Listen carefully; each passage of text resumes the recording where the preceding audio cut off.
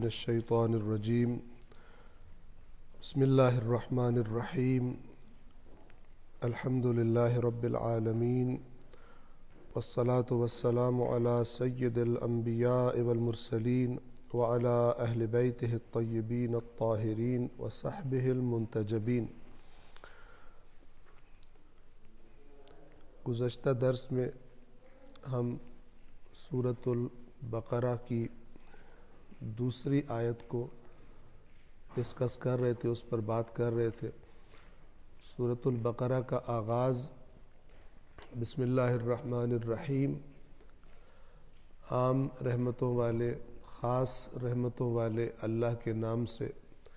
अलिफ लाम मीम, मैंने अर्ज़ किया था ये असरार इलाही हैं, अल्लाह ताला के राज हैं। अगरचे बहुत सारी मुख्तलिफ़ आरा इन हुरूफ के बारे में दी गई हैं, लेकिन क़त्ई बात नहीं मालूम। और हमारे आइम्मा के फ़रामीन में ये फ़रमाया गया कि ये ऐसे अल्लाह के राज हैं जिन्हें वो ख़ुद जानता है, इनका इल्म उसने अपने पास रखा है। ज़ालिकल किताबु ला रैब फ़ी, वो किताब, मैंने अर्ज़ किया था ज़ालिका दूर के इशारे के लिए इस्तेमाल होता है, और दूर का इशारा किसी चीज़ की अज़मत की वजह से भी, अगरचे वो करीब हो, किया जाता है। यानी ये कहा जा रहा है कि ये किताब के जो तुम्हें अता की गई है, ये अपनी अज़मत के एतबार से बहुत बुलंद है, गोया बहुत ऊंची है, बहुत दूर है। ला रैब फ़ी, इसके अंदर कोई रैब नहीं है, कोई शक नहीं है, कोई बातों का आपस में टकराव नहीं है। इस किताब को भेजने वाले के इल्म में कोई कमी नहीं है, उसे किसी चीज़ का लालच नहीं है, उसे किसी का खौफ नहीं है। अगर उसने कोई वादा किया है तो ऐसा नहीं है कि उस वादे को पूरा करने की उसमें कुदरत नहीं है। तो वो तमाम चीज़ें कि जो किसी की बात में शक डाल देती हैं सुनने वाले के जहन में, उन तमाम बातों से इस किताब को नाजिल करने वाला पाक है। लिहाजा अगर इब्तदाई तौर पर इस किताब की बातों को पढ़ने में तुम्हारे जहनों में तशवीश हो, तुम्हें कुछ बातें ठीक तरह अपनी समझ के मुताबिक ना लगे, तो जल्दी नहीं करना। वो तुम्हारी लाइल्मी की वजह से है, और यह तुम्हारी साबका जो तुमने अपने जहन में इंफॉर्मेशन इकट्ठी की है अपने दिमाग में इस किताब की तरफ आने से पहले, उसके साथ टकराव की वजह से हो सकता है तुम्हें परेशानी हो। लेकिन हम तुम्हें बता रहे हैं कि इस किताब की बातों में कोई शक नहीं है। हुदल लिल मुत्तकीन, हिदायत है, रहनुमाई है साहिबान तक़वा के लिए। हमने अर्ज़ किया था कि यहाँ पर हिदायत, जवाब हमने सवाल किया था और जवाब दिया गया था कि यहाँ पर जो हिदायत का लफ्ज़ है ये तीसरे माना में है, तीसरा दर्जा हिदायत का। पहला दर्जा कौन सा था हिदायत का? पहला माना जो अल्लाह ने इस कायनात की हर चीज़ की कर दी। दूसरा माना क्या था हिदायत का? वो हिदायत के जो अल्लाह ने अपने नबियों के ज़रिए से, आसमानी किताबों के ज़रिए से नाजिल फरमाई, इंसानों की रहनुमाई करने के लिए, उन्हें रास्ता दिखाने के लिए। तीसरा माना और तीसरा दर्जा हिदायत का क्या है कि जिसको रास्ता दिखाया गया अब वो रास्ते पर चले भी। यहाँ पर ये माना, वरना कुरान ने दूसरे माने में भी इस्तेमाल किया इसको, और वो कौन सा है? हुदल लिन्नास, शहरु रमज़ान अल्लज़ी उन्ज़िल फ़ीहिल क़ुरआन हुदल लिन्नास। रमज़ान वो महीना है कि जिसमें कुरान नाजिल हुआ, जो लोगों के लिए हिदायत है। वहाँ पर हिदायत सब लोगों के लिए, यानी सबको रास्ता दिखाती। लेकिन यह जिसकी बात हो रही है वो सब नहीं है, ये वो लोग मुराद हैं जिनके अंदर एक सिफत पाई जाती है जिसे तकवा कहते हैं। मैं अगली आयत पढ़ दूं फिर इस आयत के ज़िम्न में चंद अहम बातें वो आपकी खिदमत में अर्ज करना चाहूँगा। ये मुत्तकीन कौन है, इनकी कुछ सिफ़ात बताई। अल्लज़ीन युमिनून बिलग़ैब, साहिबान तक़वा को बयान फरमा रहा है अल्लाह। उनकी बुनियादी मोटी मोटी जो बातें उनके अंदर सिफ़ात पाई जाती हैं, अहम तरीन सिफ़ात गोया कि वो खुदाबंद आलम बता रहा है। उनको पहचानना हो तो ये चीज़ें होती हो। अल्लज़ीन युमिनून बिलग़ैब, ये मुत्तकीन वो लोग हैं जो गैब पर ईमान रखते हैं, गैब को डिनाई नहीं करते, ईमान रखते हैं। इसकी सबसे पहली स्टेज क्या है, डिनाई नहीं करते, वो काम के जो एथियस्ट करते हैं। दूसरी सिफत इसकी भी वजाहत करूंगा। दूसरी सिफत क्या है, वयुकीमून अस्सलाह, वो नमाज को पूरे एहतमाम के साथ पढ़ते, कायम करते। युकीमून इकामा, इसका माना होता है किसी चीज को बिल्कुल सीधा मजबूत खड़ा कर देना। जैसे जब इमारतें, कोई बड़ा हॉल बनाना हो तो उसके अंदर सुतून बनाए जाते हैं, और उस सुतून को मजबूत भी होना चाहिए और बिल्कुल सीधा भी होना चाहिए, वरना वो अपना काम सही तरह से कर नहीं पाएगा, इमारत खतरे में रहेगी। इस लफ्ज़ में जब बंदा गौर करता है तो क्या माना समझ में आता है, पूरे एहतमाम के साथ, पूरी तवज्जो के साथ, पूरी इंपॉर्टेंस के साथ नमाज को कायम करते। तीसरी सिफत, व मिम्मा रज़क़नाहुम, और उसमें से, उस रिज़्क में से कि जो हमने इन्हें अता किया है, युनफिकून, खर्च करते। कहाँ खर्च करते हैं, यानी अल्लाह के रास्ते में खर्च करते। और रिज़्क आमतौर पे हमारे जहनों में क्या आता है, पैसे आते हैं, पैसे खर्च कर नहीं। जिस जिस चीज को रिज़्क कहा जा सकता है वो सब इसमें शामिल है। किस किस चीज को रिज़्क कहा जा सकता है, मेरे और आपके पास जो कुछ है सब का सब रिज़्क है। आंखें रिज़्क है, कान रिज़्क है, जुबान रिज़्क है, ताकत रिज़्क है, अक्ल रिज़्क है। जो कुछ उन चीज़ों को इस्तेमाल करके हमने बनाया रिज़्क है। जिस मकाम पे हम पहुंचे सब खुदा का रिज़्क है। तो ये आयत कह रही है कि ये ऐसे होते हैं कि जब जो भी चीज़ इनके पास है, जब खुदा की तरफ से इनको तकाजा किया जाता है, ये रोक के नहीं रखते, खुदा के रास्ते में दे देते, खर्च कर देते। सलवात पढ़िए मोहम्मद वाले।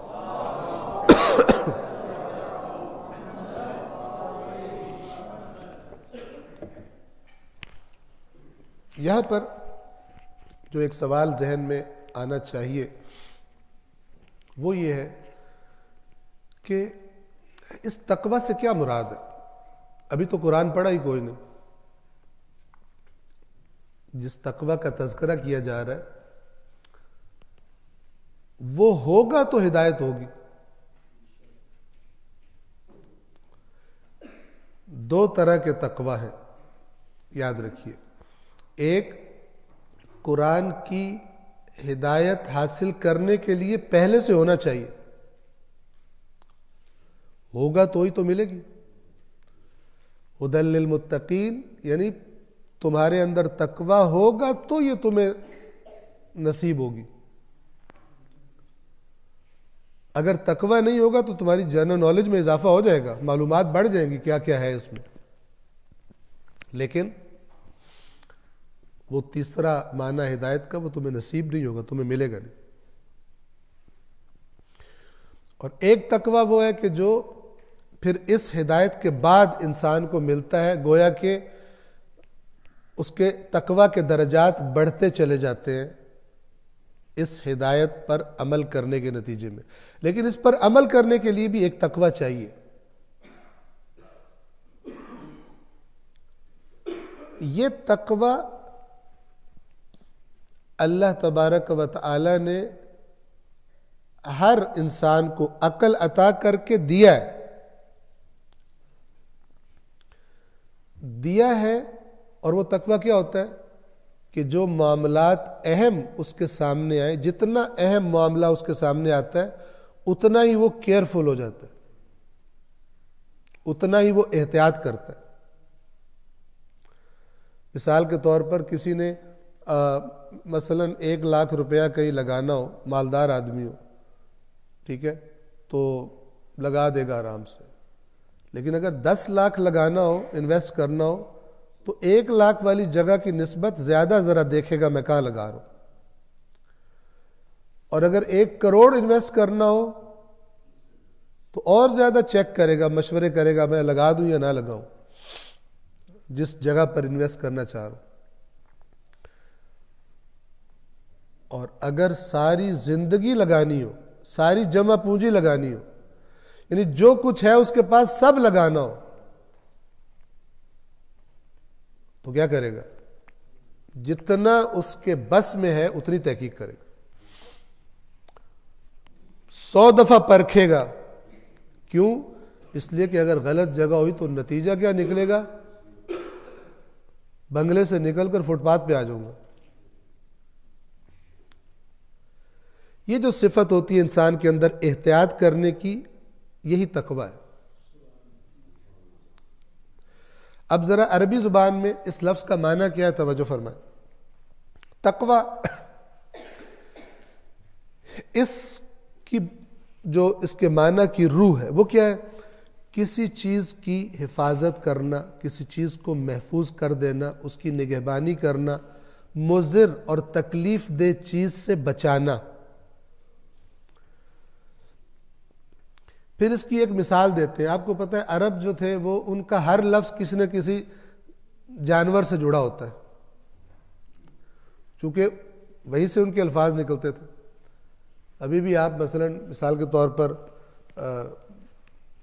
अगर देहात में आपका ज़्यादा लिंक है तो शहरियों को शायद पता भी ना हो, लेकिन देहात में आप सुनते हैं ना अरबी में शेर की हर हालत के लिए अलग लफ्ज़ है, पंजाबी में भैंस की हर हालत के लिए अलग लफ्ज़ है।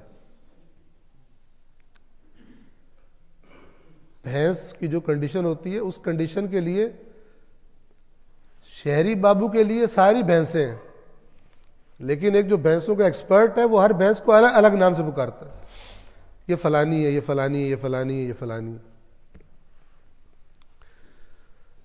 तो ये तकवा का लफ्ज़ कहाँ इस्तेमाल करते थे, इसका माना कहाँ से जुड़ा हुआ है? आपने देखा होगा घोड़े के जो सवारी के लिए इस्तेमाल की जाते हैं, उनके पाँव के नीचे, उनके जो सुम होते हैं उनके नीचे एक लोहा लगाया जाता है, उसको नाल बोलते हैं, और वो उसको प्रोटेक्ट करता है, मतलब जब पत्थरों पे पाँव लगता है या इधर उधर, ताकि वो अपना सफ़र सही तरह जारी रख सके। अगर घोड़े के पैर के नीचे वो नाल ना लगा हो तो घोड़े को तकलीफ होती है, अगरचे वो सख्ती होता है सुम उसका, लेकिन वो प्रोटेक्शन अगर ना हो उसकी तो तकलीफ होती है। फिर वो उस तरह खोल के नहीं चलता, एहतियात से चलता है कि गलत जगह पे पाँव ना रखूं, सख्त जगह पे पाँव ना रखूं, मुझे तकलीफ होगी। इसे कहते हैं तकवा। अरब जब घोड़ा ऐसे ऐसे बसरन चलता है, बचा बचा के पाँव रखता है कि गलत जगह ना रख दूं, तकलीफ ना हो जाए, इस हालत को क्या कहते हैं? तकवा। यानी हर उस चीज से बचाना, एहतियात करना जो नुकसान दे सकती है।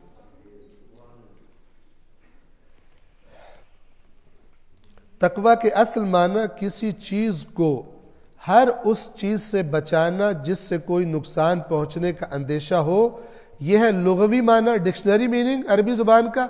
अब शरीयत ने इसे जो इस्तेमाल किया जिस माना में, एक खास माना है, और वो क्या है कि इंसान खुद को, अपने नफ्स को हर उस चीज से बचाए जो गुनाह का सबब बनती है। ये तकवा है। इसका आम तर्जुमा क्या किया जाता है? अल्लाह का खौफ। लेकिन याद रखिए, अल्लाह से मोहब्बत की जाती है, अल्लाह से डरा नहीं जाता। हाँ, जो खुदा की नाफरमानी करे उसने नाफरमानी का जो नतीजा रखा है उससे डरा जाता है। वरना कुरान करीम ने गवाही दी हुई है, वल्लदीन आमनु अशद्दु हुब्बन लिल्लाह, वो लोग जो ईमान लाए हैं उनको तमाम कायनात में सबसे शदीद मोहब्बत अल्लाह के साथ होती है। यानी उनकी जितनी दुनिया में उनकी जिन जिन से मोहब्बत है, रिश्तेदार हो, औलाद हो, माल हो, अल्लाह के नेक बंदे हो, अंबिया हो, सबसे ऊपर सबसे हाई लेवल की मोहब्बत किसके साथ होती है? अल्लाह के साथ होती है। लिहाजा हमारे आइम्मा अहले बैत अलैहिमुस्सलातु वस्सलाम ने ये बताया, इसी वजह से फरमाया, कुरान की इसी आयत से गोया ये बात निकली, उसूल काफ़ी के अंदर ये रिवायत मौजूद है कि तुम उस वक्त तक तुम में से कोई सच्चा मोमिन नहीं हो सकता, सही ठीक मोमिन जिसे कहते हैं।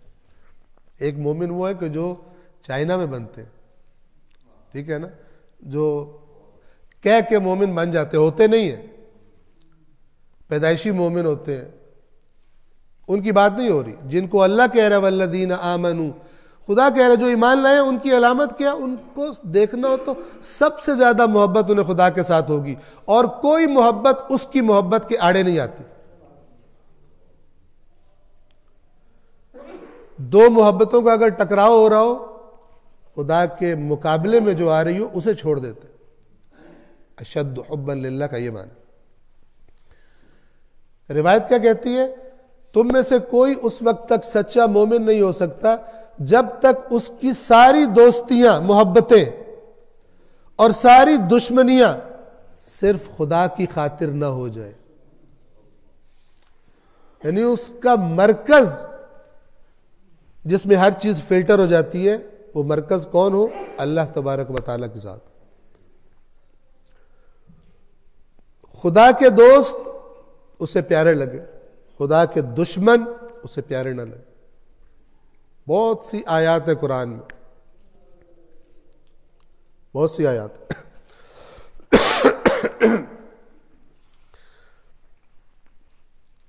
एक सलवात पढ़िए मोहम्मद वाले मोहम्मद।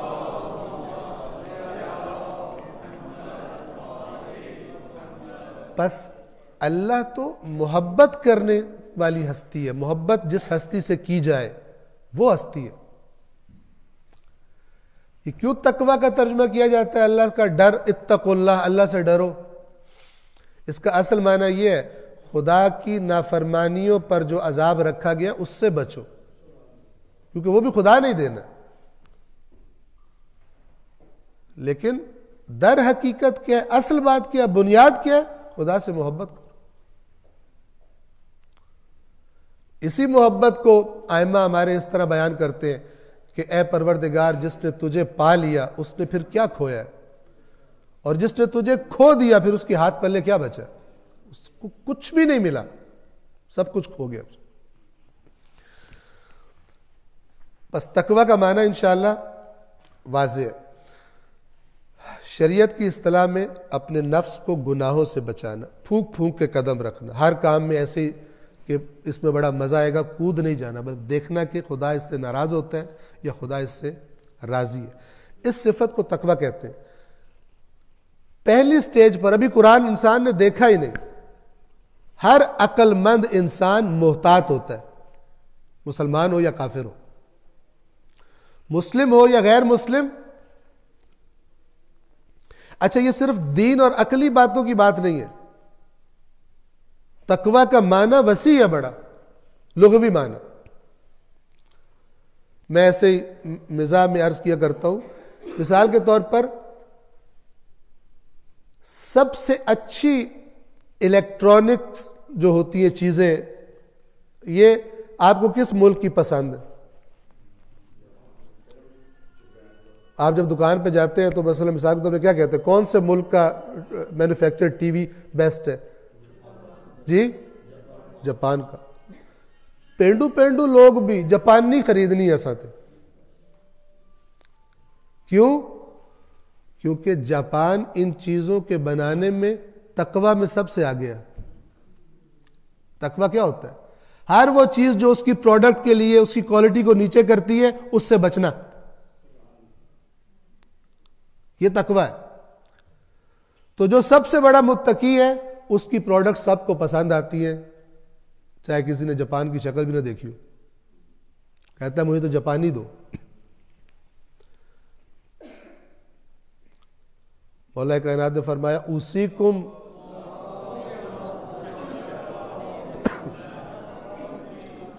उसीकुम बितक़वल्लाह व नज़्म अम्रिकुम,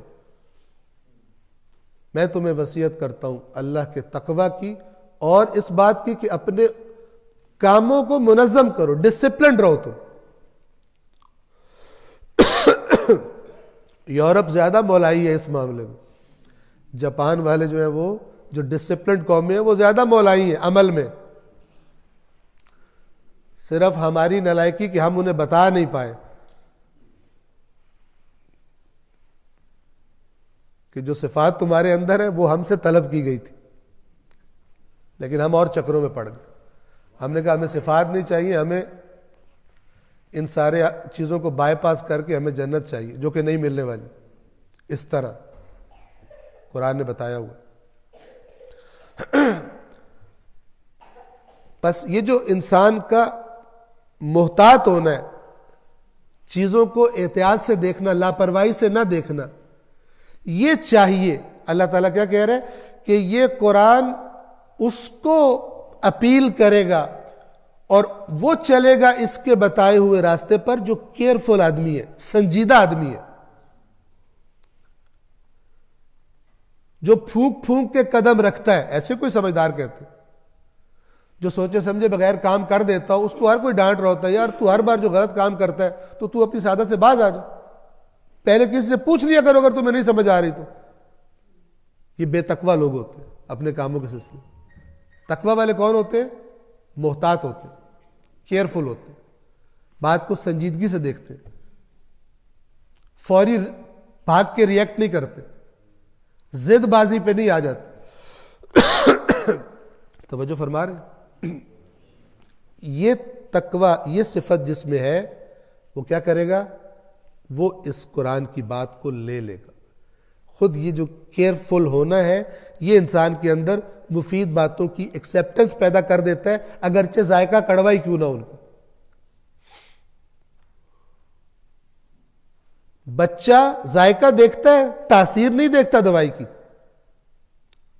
वो जैसे ही चखता कहता है मैंने नहीं पीनी, ले जाओ, रोना शुरू कर देता है, बच्चा होता है।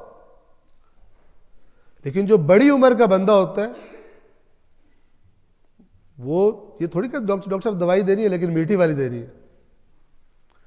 कहता है दवाई दो, मीठी या कड़वी की मुझे परवाह नहीं है, वो दवाई दो जो मेरी बीमारी ठीक करे। अभी कौम मीठा खाने पे लगी हुई सारी, जहां कोई दीन की कड़वी बात आए वहां कहते हैं बंदा ही ठीक नहीं है,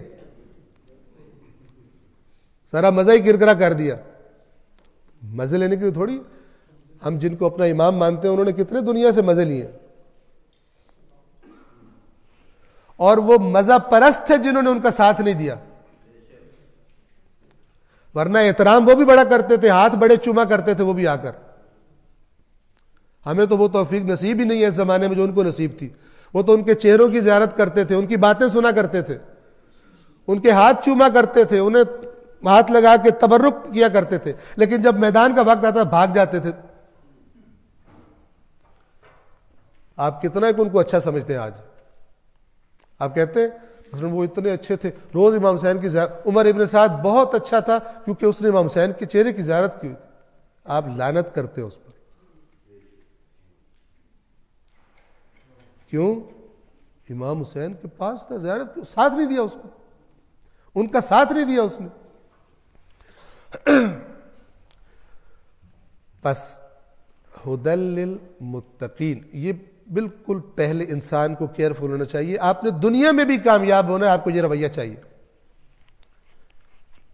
लापरवाह लोग दुनिया में भी बदबख्त ही होते, और दीन के बारे में, अल्लाह के बारे में बेतकवा लोग केयरलेस लोग अपनी आखिरत तबाह कर लेते।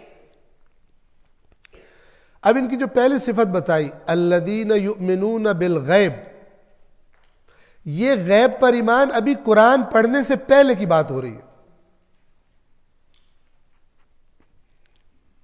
ये कौन सा ईमान है? गैब पर, किसी चीज पर ईमान की पहली स्टेज ये होती है, इब्तदाई, बिल्कुल इब्तदाई, कि इंसान उसको डिनाई ना करे जो उसको समझ ना आ रही हो।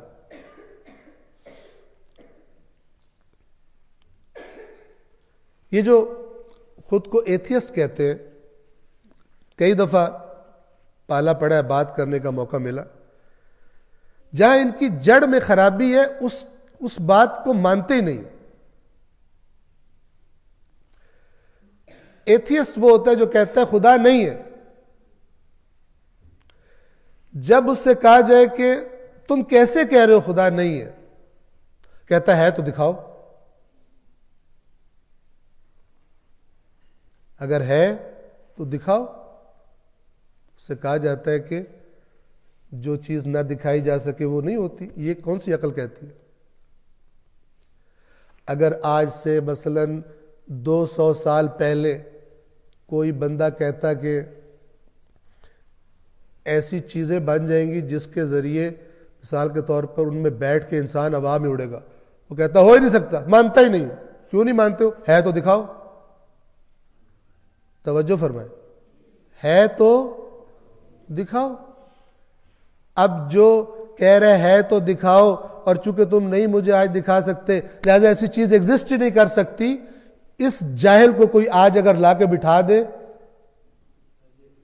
इससे पता चलेगा मैं कितना बड़ा, यानी गैर अकली बात की मैंने, जो चीज मेरे सामने नहीं है, जिसको मैं फील नहीं कर रहा, इसका यह कब से मतलब है कि वो हो ही नहीं सकती।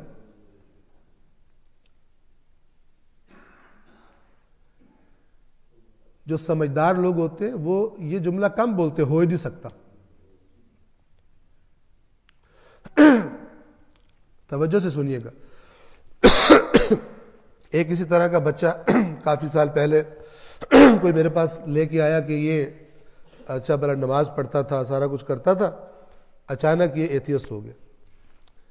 एथियस्ट हो गया और कहता है ये मैं नमाज पढ़ता था क्योंकि मेरे अम्मी अब्बू ने कहा था, अल्लाह को मानता था कि मेरे अम्मी अब्बू ने कहा था, ये कहा था, वो कहा था। अब मुझे पता चला कि ये तो यार बातें, मेरे पे तो साबित नहीं हुआ अल्लाह है, मैं क्यों पढ़ूं, क्यों अपने आप को मैं टेंशन में रखूं। इस मेरी बात को अच्छी तरह सुनिएगा, ताकि अगर कोई इस किस्म का आपके दोस्तों में हो तो कम से कम उससे जवाब तो लें। अगर वो जवाब दे ले तो मुझे, मेरी भी इस्लाह हो जाएगी, मुझे भी बताएं, हम भी एथियस्ट हो जाएंगे। ये जो लोग खुदा का इनकार करते हैं, बुनियादी तौर पर जो दावा ये करते हैं कि हम अपनी अकल इस्तेमाल कर रहे हैं इसलिए हम एथियस्ट हैं, जबकि बुनियादी तौर पर ये अकल ही इस्तेमाल नहीं कर रहे होते। जहां बुनियाद रखते हैं वो बेअकली पर कायम है। आपको एक मिसाल देता हूं, आप तवज्जो करें। गैर तरक्की याफ्ता ममालिक हो या तरक्की याफ्ता, जो अपने अवाम की जानों की बहुत केयर करते हैं, उनकी सिक्योरिटी बड़ी अच्छी होती है। आप फर्ज करें उनका एक एयरपोर्ट है और उस एयरपोर्ट पर जहाज उड़ने के लिए कोई तैयार खड़ा है। अचानक एक कॉल आती है उनके सिक्योरिटी ऑफिस में या किसी को, और वो कहते हैं कि फलान जो फ्लाइट फलान शहर जा रही है उसमें बम है। ये कहेगा उसको है तो दिखा, कहां पड़ा हुआ। अगर वो सिक्योरिटी वाला जिसको ये कॉल आई है उसे कहे कि है तो दिखा, बाद में उस पर केस बन जाएगा। अगर बम ना भी हो तब भी पता चल जाए अगर उसके अफसरों को कि इसने इस तरह कॉल जो है वो उसको फेंक दिया उठाकर, तब भी उसको पकड़ लेंगे कि तू इतनी जानों से खेल गया। क्या कहेंगे? हो सकता है हो सकता है वो कॉलर सही कह रहा था। ऐसा ही करते हैं ना। क्या करते हैं? सारे जहाज खाली करा देते हैं, एयरपोर्ट खाली करा देते, पूरी जगह को स्कैन करते हैं, और जब मुतमईन हो जाते हैं कि कोई थ्रेट नहीं है, मुतमईन होकर चेक करके उसके बाद कहते हैं अब लोगों को कहो कि मसलन दोबारा खोल दो। अल्लाह भी यही तकाजा कर रहा है बंदे से यहां पर कि जिन चीजों को तू फील नहीं कर सकता, महसूस नहीं कर सकता, मत कह कि है ही नहीं, मत कहो कि डिनाई मत करो। अगर तुमने डिनाई करना है तो फिर सारी कायनात को पहले स्कैन करो, पहले स्कैन करो, और स्कैनिंग भी मादी स्कैनिंग ना हो, तवज्जो फरमा रहे हैं, जिसके बाद तुम्हें इत्मीनान हो जाए कि नहीं है इस कायनात का कोई बनाने वाला, और ये इत्मीनान किसी को भी नहीं हो। ये तो आज भी आपको पता है, अरबों बिलियन, कई बिलियन डॉलर खर्च करके जो समझदार लोग हैं वो रिसर्च कर रहे हैं कि ये कायनात बनी कैसे थी, ये चीज़ें बन कैसे गई, इतने ज़बरदस्त तरीके से ये जो सब एटॉमिक पार्टिकल्स हैं कैसे अरेंज हो गए। मसलन ऑक्सीजन में और उसका एटॉमिक मास है, अच्छा हाइड्रोजन में और है, सॉलिड्स का और मसला है, लिक्विड्स का और मसला है, ये सारे कैसे इतने मुनज़्ज़म तरीके से वजूद में आ गए, इस पर रिसर्च करें। तुम कहते हो है ही नहीं, ये ना कहो नहीं है। और फिर खुद इंसान जब अपने वजूद को देखता है, खुद अपने आप, इंसान दुनिया की मखलूकात में अपने आप को सबसे बेहतर समझता है। लिहाजा आप हैवानात को देखें, उनकी जिंदगी वैसे ही है, वो वैसे ही घर बनाते हैं जो 100 साल पहले बनाते थे। लेकिन इंसान के घरों में फर्क आ गया, इंसान की ट्रैवलिंग में फर्क आ गया, इंसान की जिंदगी में फर्क आ गया। वो लोग वैसे ही हैं, वो लोग से मुराद हैवानात, मगर ये कि जिन हैवानात को आप खुद मसलन ला के उनको अच्छे अच्छे घर बना के दे दें घरों में, ठीक है ना, वो अलग बात है, लेकिन उसके हाथ पल्ले कुछ नहीं है। कुत्ते को कोई फर्क नहीं पड़ता वो डिफेंस में बैठा हुआ है या मिसाल के तौर पर लोहारी बाटी में बैठा हुआ है, उसको सेंस नहीं है। ये बंदे के लिए तो जो फरमा रहे हैं, उसको फर्क पता लगता है।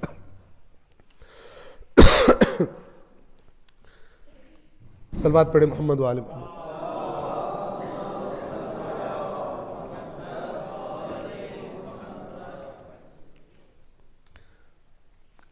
किसी चीज को डिनाई अक्लमंद इंसान तब करता है जब उसे इत्मीनान हो जाए कि बिल्कुल नहीं है, क्लियर हो गया। तवज्जो फरमा रहे, तब उसको उसकी अथॉरिटीज मुजरिम नहीं समझेगी अगर फिर भी कोई हादसा हो जाता कि इसने सारे तकाजे पूरे किए।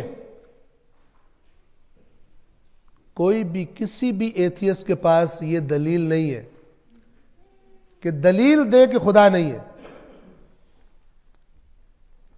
लिहाजा कुरान भी आगे जाकर कहता है इनकी बदनसीबी ये, बल कज़्ज़बू बिमा लम युहीतू बिइल्म, इन्होंने उसको झुटला दिया है जिस पर इनके इल्म का इहाता ही नहीं है। ये क्या कहते हैं, मेरे पास साबित नहीं है लिहाजा है ही नहीं। तो आज के लोग अगर किसी 100-200 साल पहले वाले बंदे की बात सुनेंगे तो कहेंगे जाहिल था, बेचारा होता तो आज देखता कि है, इसको पता नहीं था।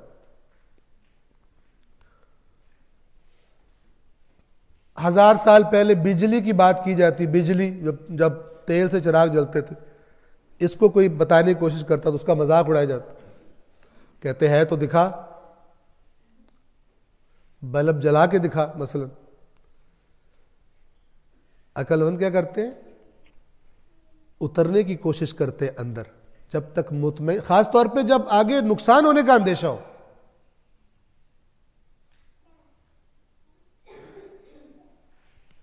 एहतियात करते हैं लोग।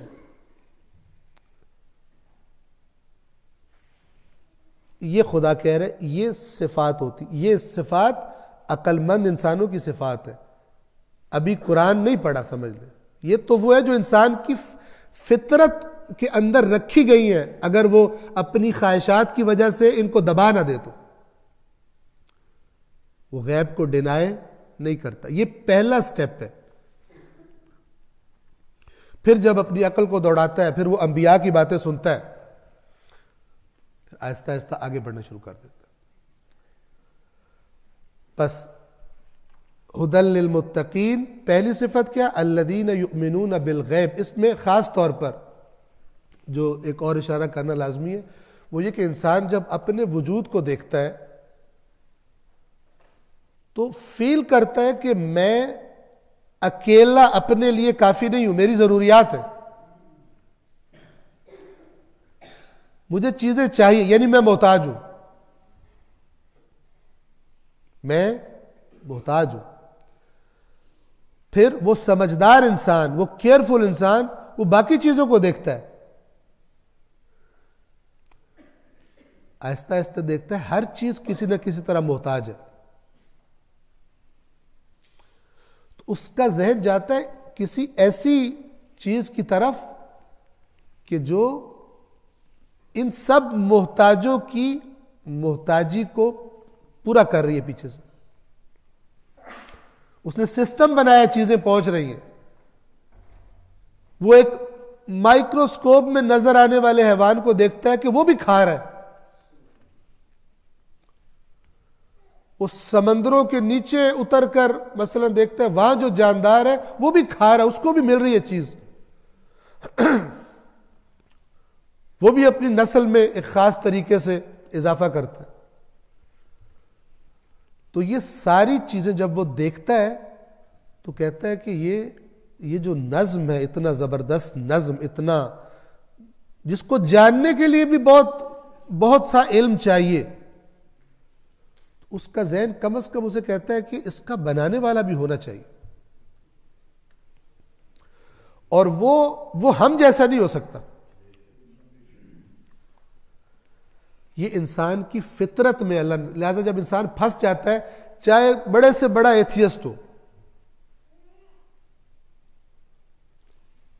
बड़े से बड़ा एथियस्ट जब फंस जाता है और जब ये फनकारियां भूल जाती हैं और कोई ना उसके पास, उसके दिल में जो उम्मीद की किरण उठती है वो खुदा की वजह से उठती है कि यहां जहां मुझे मसलन निकालने वाला कोई नहीं है, जिस तरफ उसका दिल खिंचता है, एक राब्ता करने की कोशिश करता है, जिसे पुकारने की कोशिश करता है, अगरचे जुबान से ना पुकारे, वो फितरी है। इस फितरत को इंसान जो डिनाई करता है बेवकूफ है। डिनाई वो करे, इनकार वो करे जो दलील लायक, ये मेरे पास दलील है, खुदा नहीं है, किसी के पास कोई दलील नहीं, बेवकूफ है। और जब ये बात की जाती है, इसको आय बाय शाय करते, इसके आगे पीछे गुजर जाते, इस नुक्ते पे नहीं आते। जब उनसे कहा जाए कि तुम्हारा जब, वो मैं आपको उस लड़के की बात बता रहा था, उसी पे इस नुक्ते को मैं खत्म करता हूं। उसको मैंने कहा आपने नमाजें छोड़ दी, आपको यह कहा गया कि आप पर साबित नहीं है, लेकिन आप पर यह साबित हो गया कि है भी नहीं। आप कह रहे मैंने अकली काम किया, अकलमंदों वाला काम किया, मेरी नजर में आपने अकलमंदों वाला काम नहीं किया। यह बात ठीक है, यह मानने वाली नहीं है कि आपके वालिद ने कहा अल्लाह है तो आपने अल्लाह मान लिया, यह काबिल कबूल नहीं है। यह तो दीन भी यही कहता है, उसूल दीन के लिए दलील चाहिए अकल की, तकलीद नहीं चाहिए, उसमें तकलीद नहीं होती उसमें। ये तो दीन भी कहते हैं, तो आपने कोई नई बात नहीं की। लेकिन आपने अब्बा के कहने की वजह से अल्लाह को माना था, इसका यह मतलब है कि अल्लाह नहीं है। यह दलील ठीक नहीं है आपकी, यह दलील है ही नहीं। तो अगर आप अक्लमंद होते तो आपका रवैया केयरफुल होता, क्योंकि आपको एक इम्कान तो है ना, खुदा है, उसका निज़ाम है, उसके अंबिया है, ये नमाज उसकी तरफ से आई है। तो जब तक थ्रेट क्लियर ना हो जाए, वो जो बॉम्ब के स्कैनिंग वाला मैंने बताया था, जब तक जीरो थ्रेट ना हो जाए तब तक आप एहतियातन भी पढ़ते रहो कि अगर हुआ तो बेड़ा गर्क हो जाएगा। अकल तो यही कहती है ना, जब तक थ्रेट बिल्कुल खतरा टल नहीं जाता, क्लियर नहीं हो जाता, आगे ना जाओ, हो सकता है नुकसान पहुंच जाए। तो मैंने कहा ये तो दुनिया के छोटे छोटे मामलात में इंसान एहतियात करता है, तो ये तो एक अबदी जिंदगी का मामला है। जिन लोगों ने आकर कहा कि हम उसके नुमाइंदे हैं, उन्होंने बताया कि एक पूरी जिंदगी है इस दुनिया के बाद कि जो जुड़ी हुई है, और अगर वो इतना कुदरत वाला ये दुनिया बना सकता है तो वो भी बना सकता है वो, और वो दोबारा भी इंसानों को जिंदा कर सकता है। तो जो इतने, और वो सब बेलौस थे, उन्होंने दुनिया से कुछ नहीं लिया, चक्कर नहीं दे रहे थे कि दीन के नाम पे चक्कर दे के अपनी जेबें भर ले। रसूलुल्लाह की जिंदगी मक्के में भी वैसी थी जब कुछ नहीं था पास और दुश्मन थे सब, और जब एक ताकतवर तरीन फौज जिससे ईरान और रोम डर रहे थे वो रसूलुल्लाह के पास थी, तब भी रसूलुल्लाह वैसे ही थे। एक रिवायत है ज़ौजा रसूल हजरत आयशा से कि एक दफा रसूल पाक की इबादत देखती थी, एक दफा कहा कि या रसूलुल्लाह, आपको अल्लाह ने कह दिया आपका तो सब कुछ माफ है, कुरान की आयत है, उसका अपना एक मान है, लेकिन कहा आपको तो खुदा ने सब कुछ, फिर आप इतनी जहमत क्यों करते हैं? तो अल्लाह के नबी ने फरमाया, मैं जब उसने मुझे इतना दिया है तो मैं उसका शुक्रगुजार बंदा ना बनूं? तो वो तो नहीं बदले। अगर ना होता खुदा और ये चक्कर दे रहे होते तो रसूलुल्लाह सारा कुछ अपने खानदान को पहले ही मुसल्लत करके जाते, जैसे दुनियावी बादशाह करके जाते। जैसे किसी ने अपने बेटे के लिए जबरदस्ती बैत ली थी, रसूलुल्लाह ले सकते थे। तवज्जो फरमा रहे, जबरदस्ती नहीं की रसूलुल्लाह ने,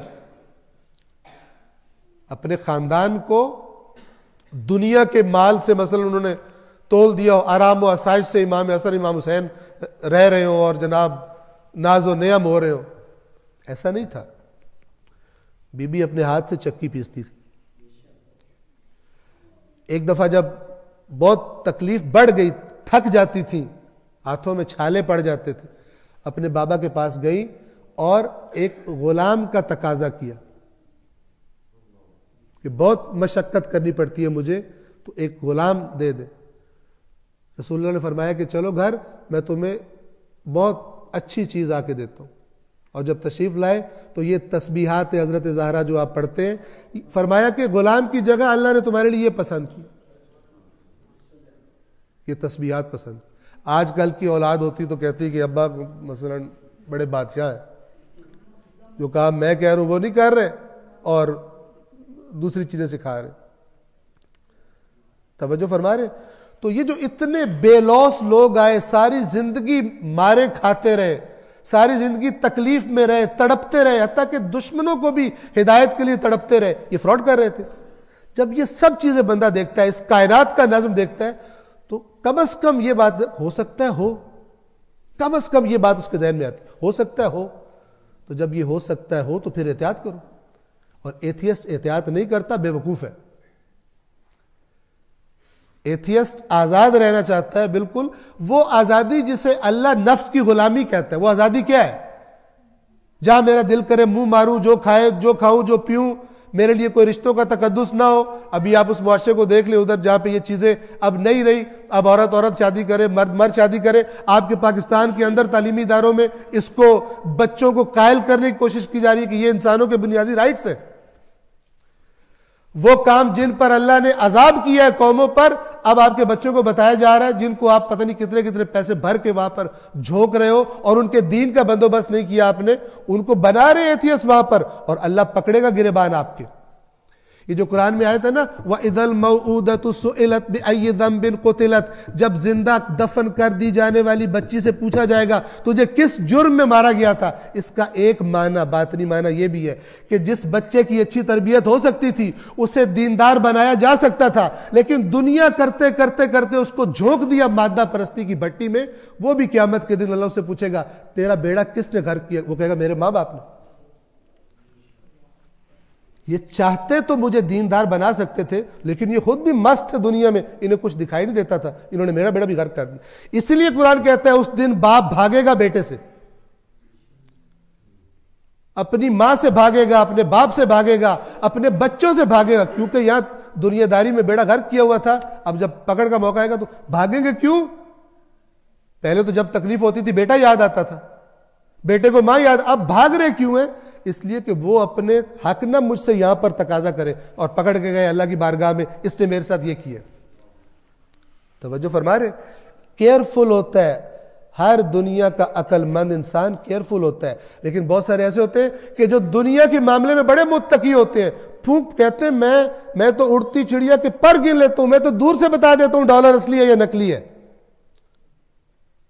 मैं तो सूंघ के बता देता हूं इस नोट की खुशबू से कि ये असली है या नकली नोट है।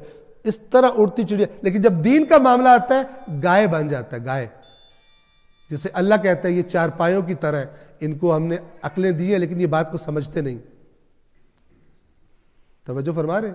बस ये तकवा हुदल लिल मुत्तकीन, यानी ये इस कुरान को वो एक्सेप्ट करेंगे जो बड़े केयरफुल लोग हैं, बड़ी एहतियात करने वाले हैं, और युमिनून बिल गैब, गैब को डिनाई नहीं करते।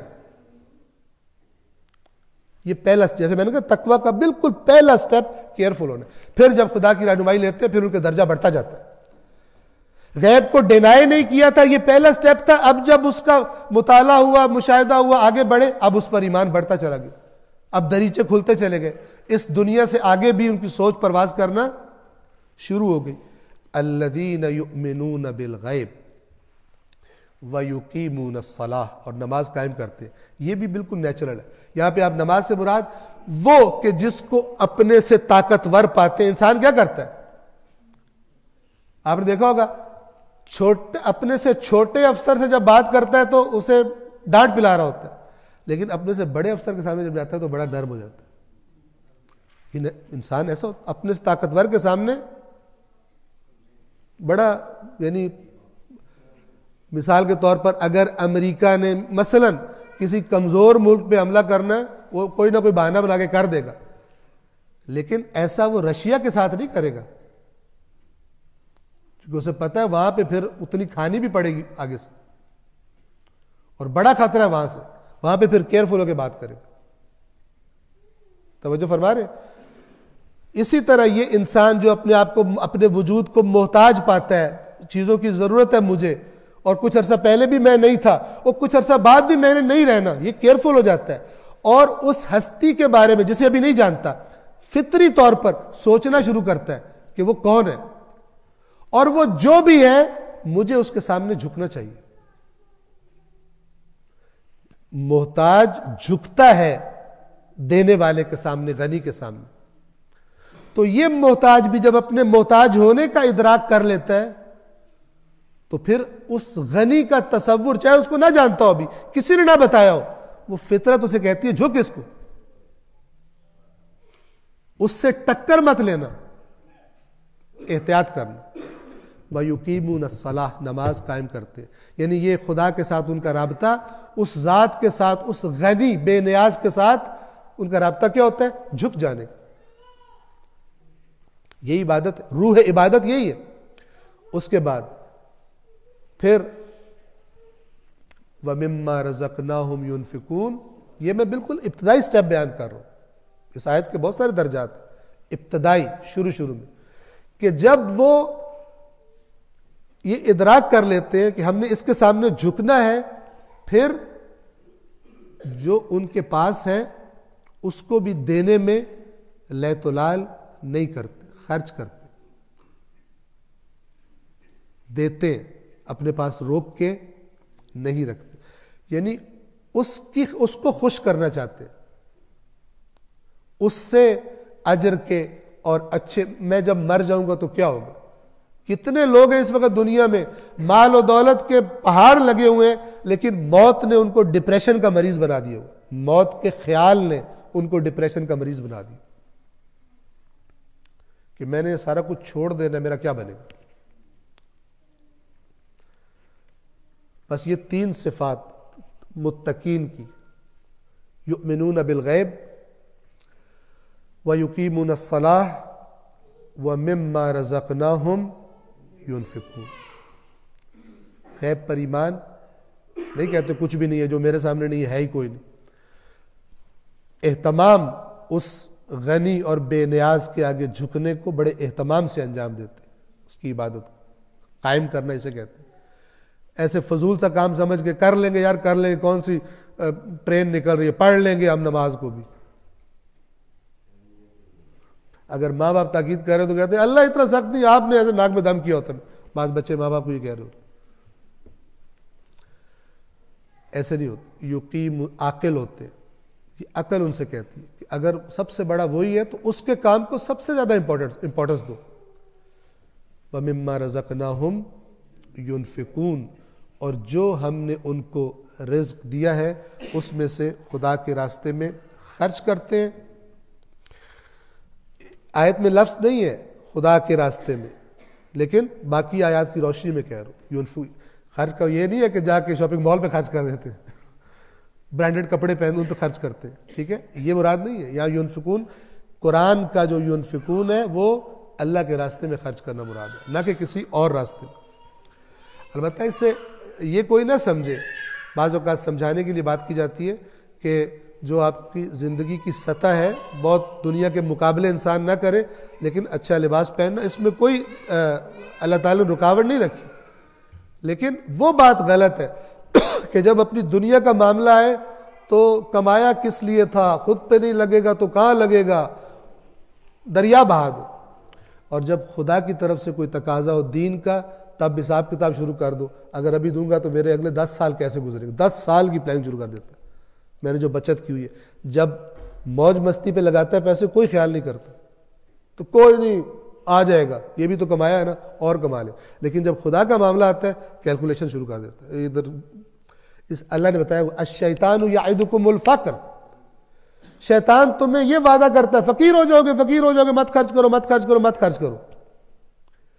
और दूसरी तरफ से क्या करता है, वयअमुरुकुम बिल फ़हशा, उधर से अगर कोई बेहयाई की महफिल है, कहता है लगाओ इसको, यारों पे नहीं लगाओगे तो इस जिंदगी का फायदा क्या।